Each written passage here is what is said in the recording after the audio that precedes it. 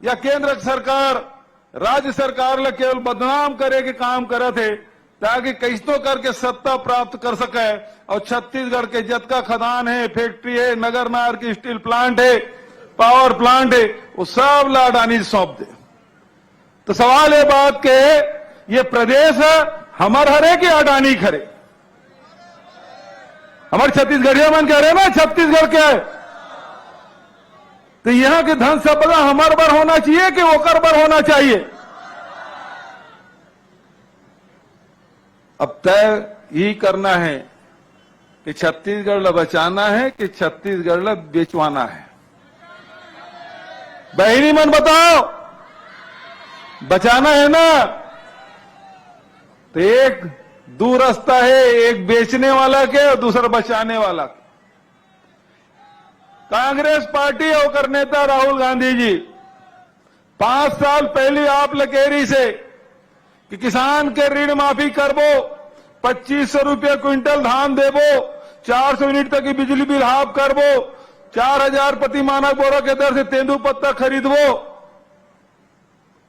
सब काम हो इसकी नहीं मोल बता दो। 2500 केरी से 2640।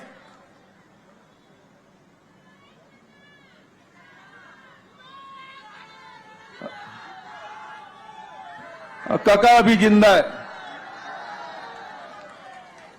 सवाल है बात के एक रास्ता जिन राहुल जी के कांग्रेस पार्टी के जिन हमेशा गरीब के, किसान के, मजदूर के, नौजवान के, महिला मन के हित में फैसला करते, आदिवासी अनुसूचित जाति के हित में फैसला करते, और दूसर तरफ लगातार देश के प्रदेश के धन संपदा एक आदमी देख काम करे थे। ये भारतीय जनता पार्टी औकर नेता मोदी जी औकर संगवारी अमित शाह एक जन यूं हाबे रमन सिंह वही तो देवाही। तो भाजपा चुनाव ना नहीं लड़ा थे, रमन सिंह चुनाव लड़ा थे, कारण की दूसरा मन के चलबे नहीं करी। तो आज फिर से समय है 5 साल बाद चुनाव के, और अब तुम नारा लगाए हो। क्या नारा है? अब की बार जोर से, अब की बार 75 पार, और 75 नंबर सीट में आम सभा होते। ये ला जीतना है कि नहीं जीतना है?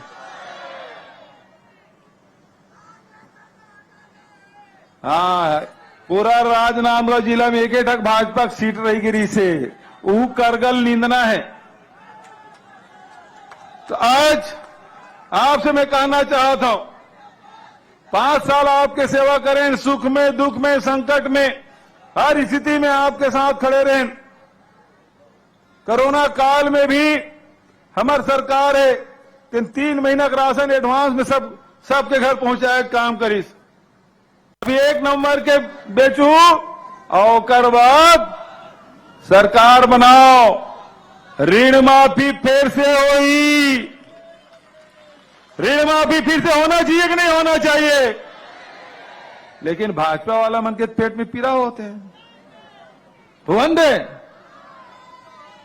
रमन सिंह की थे, जब किसान के हालत सुधर गए काबर ऋण माफी करे थे। लेकिन मैं सवाल पूछता हूं कि हमन तो राहुल जी की सिपाही हैं। राहुल जी कहते किसान ला मजबूत करो, ऋण माफी करो, ओकर उपज की कीमत दो, और एक तरफ मोदी जी की सरकार है, भारतीय जनता पार्टी की सरकार है, 14.5 लाख करोड़ रुपया उद्योगपति मन के माफ कर दी।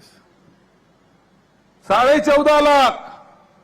एक बार भी कोनो भाजपा वाला मन कहे कि ओकर लोग जब माफ कर रहा था तो किसान के भी माफ कर दे। ये मन है किसान के हित में कभू नहीं आ सका है। और एक और बात, आखिरी बात कह के मैं राहुल जी आमंत्रित करूं, वो बात ये है, रमन सिंह कबू 2100 दे के बात कर रही से, कबू 300 रुपया दे के बात कर रही से, आदिवासी मतलब जर्सी गाय दूं की बात कर रही थे। वो अलग बात है, वो गिरवा बनाए रही थी, खुटी में रखे रखे सर गए, लेकिन गाय जर्सी एक ठक नहीं मिली। तो एकर मन के बात के कोई गारंटी नहीं है। है का विश्वास है कर मन के और हमार जिन भरोसा है हमार बात हमार जिन गारंटी है तेकर भरोसा पूरा छत्तीसगढ़ करते है नहीं भरोसा भरोसा है ना कांग्रेस के ऊपर भरोसा है छत्तीसगढ़ के सरकार के ऊपर भरोसा है ये भरोसा जिन हम कहें जिन कांग्रेस पार्टी की जिन वादा हमारे नेता की कि ये काम करना है तो निश्चित मान के चला वो काम छत्तीसगढ़ में होकर रही। मैं बहुत ज्यादा देर आपके और राहुल जी के बीच में नहीं रहते हुए आप सबसे जोरदार नारा लगाया कि अपील करा था सब तैयार हो कांग्रेस पार्टी जोर से आवाज नहीं आते कांग्रेस पार्टी मल्लिकार्जुन खड़गे सोनिया गांधी राहुल गांधी जिंदाबाद राहुल गांधी जिंदाबाद राहुल गांधी जिंदाबाद।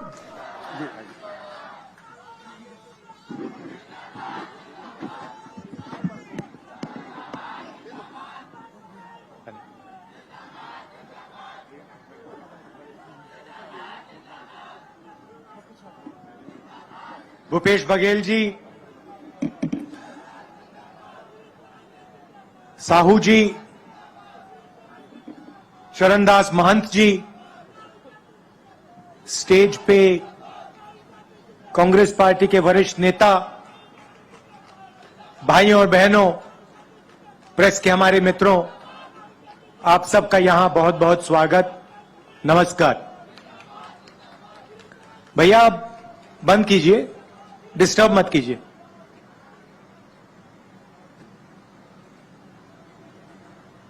पांच साल पहले ऐसी ही मीटिंग में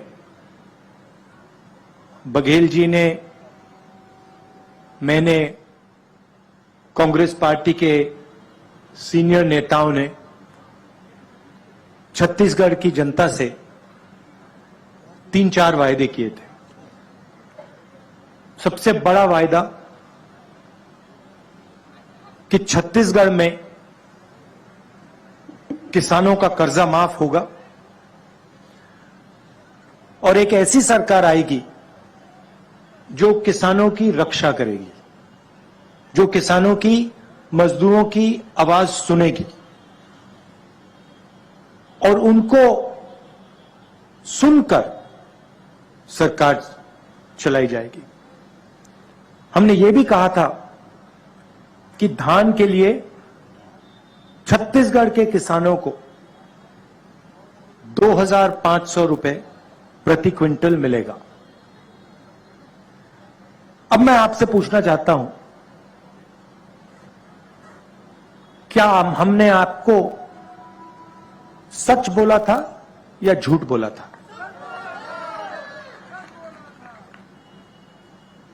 हमने 15-20 बातें नहीं की थी, हमने 4-5 बातें बोली थी, मगर जो हमने स्टेज से बोला वो हमने करके दिखाया। एक और बात, हमने वायदा किया था कि छत्तीसगढ़ में किसानों को 2,500 रुपए क्विंटल मिलेगा। किया था ना? आज क्या रेट है? आज 2,500 है या 2,640 है? 2,640 है।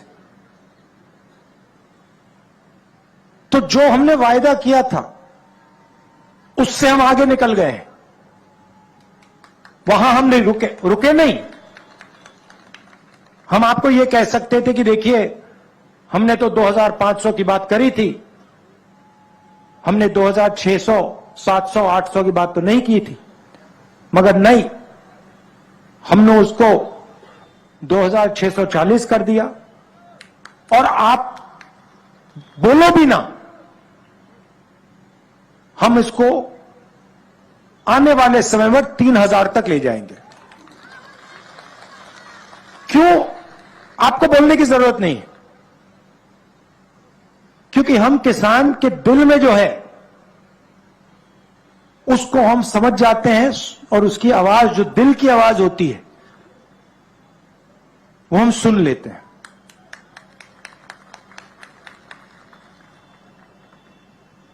आज सुबह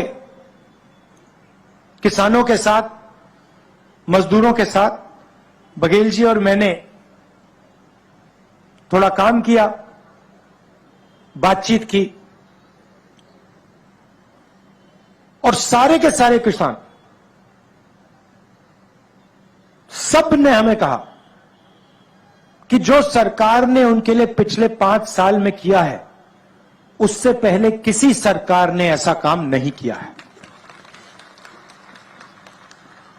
2,500 रुपए प्रति क्विंटल, कर्जा माफ, बिजली बिल हाफ, किसान न्याय योजना में 23,000 करोड़ रुपए 26 लाख किसानों को,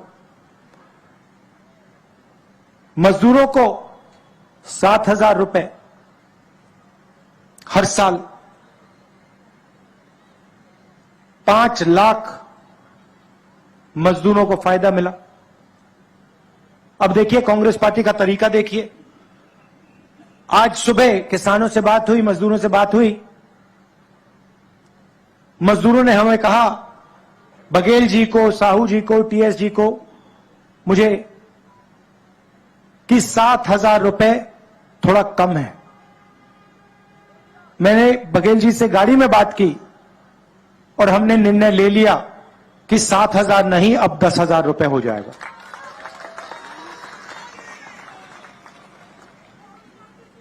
और छत्तीसगढ़ के किसान, सारे किसानों को मैं कहना चाहता हूं, पिछली बार हमने कर्जा माफी का वायदा किया था, वो वायदा हमने पूरा किया और इस बार भी हम कर्जा माफी का वायदा कर रहे हैं और हम आपका कर्जा माफ कर देंगे। सुबह हमने पूछा, किसानों से पूछा, उनकी जमीन के बारे में पूछा और मैंने उनसे पूछा, भाई आप जमीन का रेट क्या है? सीधा मुझे जवाब देते हैं, राहुल जी यहां पे कोई जमीन बेचना नहीं चाहता, हमें अब जमीन बेचने की कोई जरूरत ही नहीं है, कोई कर्जा नहीं है, बैंक अकाउंट में पैसा है, हम जमीन बेचने की सोच ही नहीं रहे हैं। तो यह ऐतिहासिक बदलाव आया है और बहुत गहरा बदलाव आया है और हम चाहते हैं कि किसान, मजदूर, छोटे व्यापारी और मजबूत हों। देखिए, 2 तरीके की सरकार होती है। मैंने कल अपने भाषण में कहा, एक सरकार होती है जो गरीबों के लिए काम करती है, किसानों के लिए, मजदूरों के लिए, बेरोजगार युवाओं के लिए उनकी मदद करती है और पूरी की पूरी अपनी शक्ति उनकी मदद करने में लगा देती है। दूसरी तरीके की सरकार होती है, वो अरबपतियों को देखती है और जो देश में सबसे अमीर लोग होते हैं, अरबपति जो होते हैं, उनके लिए सरकार काम करती है। बघेल जी ने कहा 14 लाख करोड़ रुपए नरेंद्र मोदी जी की सरकार ने अदानी जी जैसे लोगों का कर्जा माफ किया है। 14 लाख करोड़ रुपए। आप मुझे बताइए, बीजेपी ने कौन सी स्टेट में, हिंदुस्तान में अलग अलग स्टेट में उनकी सरकार है, कौन से स्टेट में बीजेपी ने कर्जा माफ करके दिखाया किसानों का? ये मुझे बता दो। आपको एक स्टेट नहीं मिलेगा। और सेंट्रल सरकार को तो छोड़ दो, उनका तो सीधा अदानी जी के साथ रिश्ता है, 24 घंटा अदानी अदानी अदानी चलता रहता है। खदानें दे दी, एयरपोर्ट दे दिए, पोर्ट दे दिए, किसान के कानून बना दिए उनके लिए। मोदी जी किसानों से कहते हैं, नहीं मैं तो आपके लिए फायदा करना चाहता हूं, मैं किसान बिल लाया हूं। सोचते हैं किसान को कोई समझ नहीं है। आप किसानों के जेब में से पैसा छीनने के लिए कानून लाए थे। आप अदानी जी को पैसा देने के लिए कानून लाए थे और आप 24 घंटा अदानी जी की मदद करते रहते हैं। और यहां पे आपके जो चीफ मिनिस्टर हैं वो भी अदानी जी जैसे लोगों के लिए ही काम करते हैं। हम किसानों के लिए, मजदूरों के लिए, छोटे व्यापारियों के लिए, युवाओं के लिए काम करते हैं। ये फर्क है। अब देखिए दूसरी बात, जहां भी बीजेपी के नेता जाते हैं वो गरीब लोग से कहते हैं देखो हिंदी पढ़ो, छत्तीसगढ़ी और अंग्रेजी की कोई जरूरत नहीं है, हिंदी की जरूरत है। हमारी सोच दूसरी है। हम कहते हैं हिंदी जरूरी है, छत्तीसगढ़ी जरूरी है और अंग्रेजी भी जरूरी है। क्यों? अगर आप में से किसी को छत्तीसगढ़ में किसी से बात करनी है तो छत्तीसगढ़ी का प्रयोग होगा। अगर आप यूपी जाएंगे, बिहार जाएंगे, बाकी हिंदुस्तान में जाएंगे तो हिंदी का प्रयोग होगा। और अगर आप विदेश में जाना चाहते हैं, कॉल सेंटर में काम करना चाहते हैं, बड़ी बड़ी कंपनी में काम करना चाहते हैं तो आपको अंग्रेजी का प्रयोग करना पड़ेगा। सही बात? सही बात। अब आप एक काम कीजिए, ये जो बीजेपी के नेता आते हैं 24 घंटा हिंदी हिंदी हिंदी बोलते रहते हैं, आप इनसे एक सवाल पूछिए। आप इनसे ये पूछिए, भैया आप कहते हो कि अंग्रेजी नहीं पढ़नी चाहिए, आप कहते हो छत्तीसगढ़ी नहीं पढ़नी चाहिए, आप कहते हो हिंदी होनी चाहिए। आप हमें एक बात बताओ, आपके जो बच्चे हैं वो क्या हिंदी मीडियम स्कूल में पढ़ रहे हैं या अंग्रेजी सीखते हैं? और ये सारे के सारे आपको बताएंगे कि नहीं भैया हमारे बच्चे तो इंग्लिश मीडियम स्कूल में पढ़ाई करते हैं। ये लोग चाहते हैं कि हिंदुस्तान के गरीब लोग कोई भी सपना ना देखें। ये चाहते हैं कि आपके बच्चे मजदूरी करें और उनके बच्चे अंग्रेजी में बात करें, विदेश जाएं, बड़ी बड़ी कंपनियां चलाएं, कॉल सेंटर में काम करें, इंजीनियर बने, डॉक्टर बने। हम चाहते हैं कि छत्तीसगढ़ का गरीब से गरीब युवा बड़े से बड़ा सपना देखे। अगर उसे इंजीनियर बनना है, अमेरिका में जाके काम करना है, कॉल सेंटर में काम करना है, लॉयर बनना है, डॉक्टर बनना है, उसके पास सारे के सारे हथियार हों। अगर उसे छत्तीसगढ़ी की जरूरत हो छत्तीसगढ़ी, अगर उसे अंग्रेजी की जरूरत हो अंग्रेजी, अगर उसे हिंदी की जरूरत हो तो हिंदी। यह हमारी सोच है। और इसीलिए पूरे छत्तीसगढ़ में हमने तकरीबन 400 Swami Atmanand English medium school खोले हैं। और इसको ये हमने जो जाल फैलाया है इसको हम और फैलाएंगे और इसको और गहरा करेंगे। 33 नई यूनिवर्सिटीज एस्टेब्लिश की हैं। और कल हमने एक नया अनाउंसमेंट किया, केजी टू पीजी। इसका मतलब समझे आप? समझे केजी टू पीजी का मतलब क्या है? इसका मतलब केजी से लेकर पीजी तक छत्तीसगढ़ की सरकार मुफ्त में शिक्षा देने जा रही है। ये लोग, बीजेपी वाले लोग, स्कूल को, कॉलेज को, अस्पताल को प्राइवेटाइज कर रहे हैं। जैसे बघेल जी ने अभी कहा, बचाने वाली सरकार या बेचने वाली सरकार, ये लोग अस्पतालों को, स्कूलों को, कॉलेजेस को बेचते हैं, हम बचाते हैं।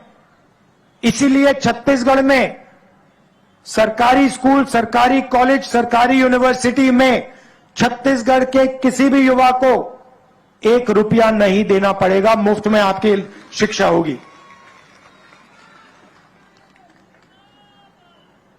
पिछले चुनाव में आदिवासियों से हमने तेंदुपत्ता का वायदा किया था, कहा था कि 4,000 रुपए में 1 बैग तेंदुपत्ता का खरीदा जाएगा।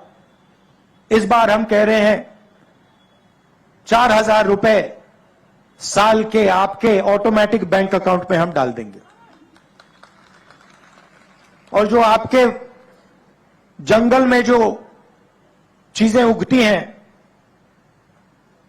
तेंदुपत्ता, इमली, इनके लिए हम 10 रुपए एक्स्ट्रा एमएसपी में डाल देंगे। भाइयों और बहनों, एक और बहुत बड़ा मुद्दा है, और शायद वो हिंदुस्तान की राजनीति के लिए, हिंदुस्तान के प्रगति के लिए सबसे बड़ा मुद्दा है। उसको हम जाति जनगणना कहते हैं, कास्ट सेंसस। सवाल यह है कि इस देश में हम जात की बात करते हैं, मगर किसी को नहीं मालूम कि कौन सी जात की कितनी आबादी है, कोई नहीं जानता। अगर मैं आपसे पूछूं, भाई हिंदुस्तान में ओबीसी वर्ग के कितने लोग हैं, यहां पे हजारों लोग हैं, आप जवाब नहीं दे पाओगे। चलो पूछता हूं, हिंदुस्तान में ओबीसी वर्ग के लोग कितने हैं, कोई बता सकता है? देखिए सन्नाटा छा गया, कोई नहीं जानता। मोदी जी 24 घंटा ओबीसी ओबीसी ओबीसी करते रहते हैं, मगर इस देश को यह नहीं मालूम कि ओबीसी कितने हैं, आदिवासी कितने हैं, दलित कितने हैं, और आदिवासी के अंदर, दलित के अंदर अलग अलग कितनी जाति हैं और उनकी आबादी कितनी है। अब आप पूछोगे भैया इसकी क्या जरूरत है? बीजेपी के लोग कहते हैं भैया क्या जरूरत है, देश को क्यों पता लगे ओबीसी कितने हैं? मैं आपको बताता हूं। अगर हम भागीदारी की बात करते हैं, अगर हम देश की हिस्सेदारी की बात करते हैं, तो हमें पता लगाना पड़ेगा कि अलग अलग जातों में कितने लोग हैं। मैं उदाहरण देता हूं आपको। हिंदुस्तान की सरकार को एमपी नहीं चलाते। लोग सोचते हैं कि भाई लोकसभा और राज्यसभा के मेंबर ऑफ पार्लियामेंट हिंदुस्तान की सरकार को चलाते हैं, मगर जो सच्चाई जानता है वो आपको 1 मिनट में कह देगा कि हिंदुस्तान की सरकार को 90 आईएएस के ऑफिसर्स चलाते हैं। आप सिर हिला रहे हैं, सही बोला ना मैंने? मतलब 90 लोग हैं जो इस देश की सरकार को चलाते हैं। उनको हम secretary to government of India कहते हैं। सबसे बड़ा अफसर होता है कैबिनेट सेक्रेटरी, और उसके नीचे 90 अफसर होते हैं secretary to government of India. ये लोग हिंदुस्तान की सरकार चलाते हैं। कैसे चलाते हैं? मनरेगा में कितना पैसा जाता है, यह निर्णय लेते हैं। मनरेगा कैसे बनेगा, मजदूरों को कैसे पैसा दिया जाएगा, कॉन्ट्रैक्टर को कैसा पैसा दिया जाएगा, सड़क कहां बनेगी, कैसे बनेगी, अंत में ये लोग निर्णय लेते हैं। तो सवाल यह है, अगर सचमुच में ओबीसी की भागीदारी है, या दलितों की भागीदारी है, या आदिवासियों की भागीदारी है, तो इन अफसरों में भी ओबीसी की, दलितों की, आदिवासी अफसर होने चाहिए। और कम से कम अगर देश में मान लो 50% ओबीसी हैं, तो 90 में से 50% ओबीसी होने चाहिए। तब हम कह सकते हैं हां भैया ओबीसी की भागीदारी है। और 90 में से मान लो दलितों की 15% आबादी है, तो 15% दलित होने चाहिए। और मान लो हिंदुस्तान में 15% आदिवासी हैं, तो 15% उसमें आदिवासी होनी चाहिए।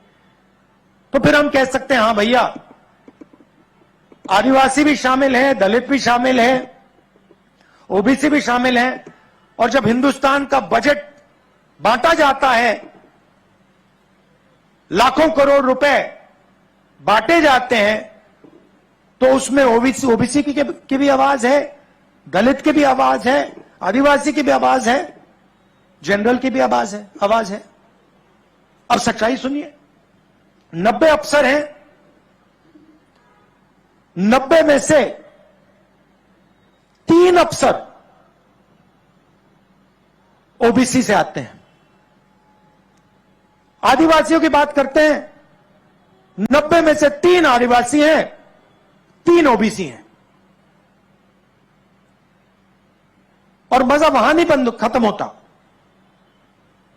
अगला सवाल यह है कि ठीक है, ये जो ओबीसी अफसर हैं, ये जो 3 हैं, ये बजट में कितने पैसे का निर्णय लेते हैं?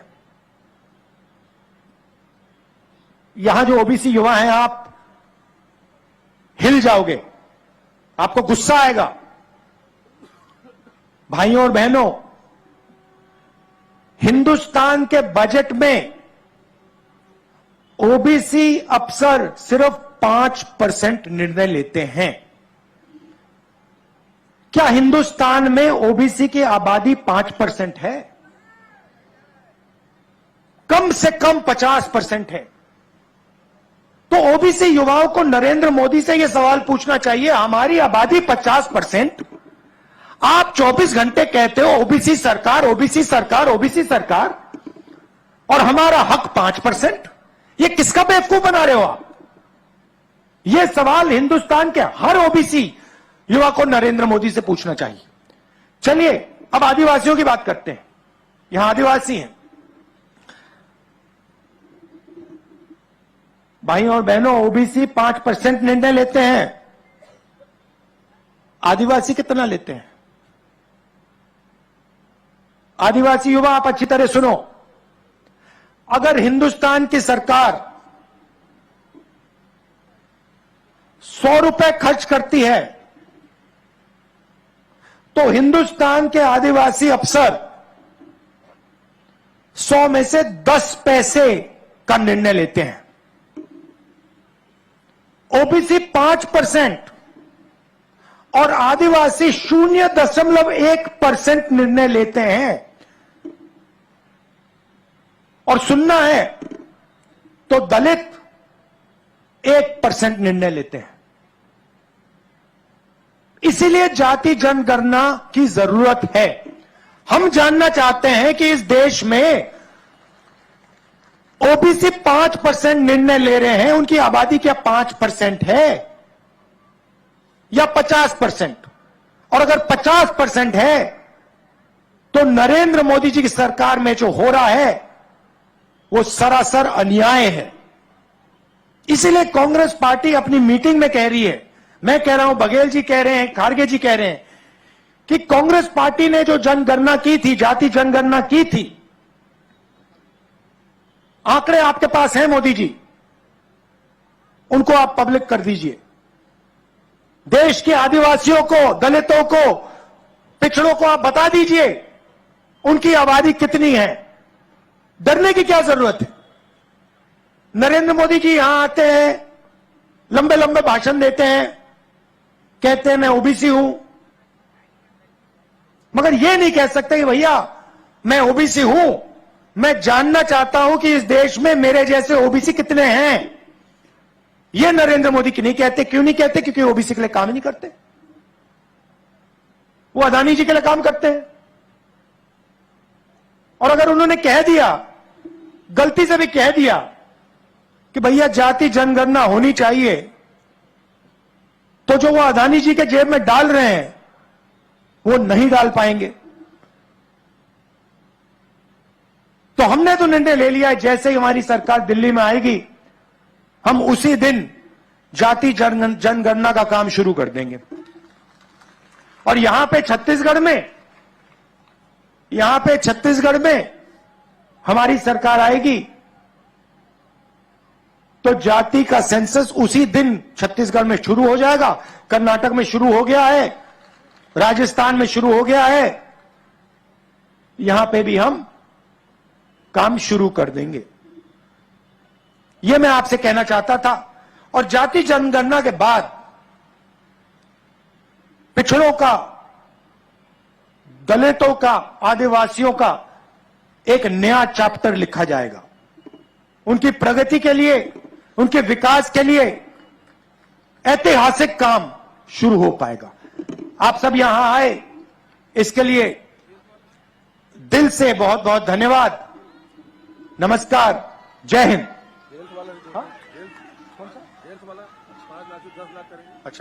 अच्छा, बघेल जी ने कहा कि आपके जो स्वास्थ्य में जो आपको इंश्योरेंस मिलता है 10 लाख रुपए, 5 लाख रुपए मिलता है, उसको हम 10 लाख रुपए का करने जा रहे हैं। धन्यवाद।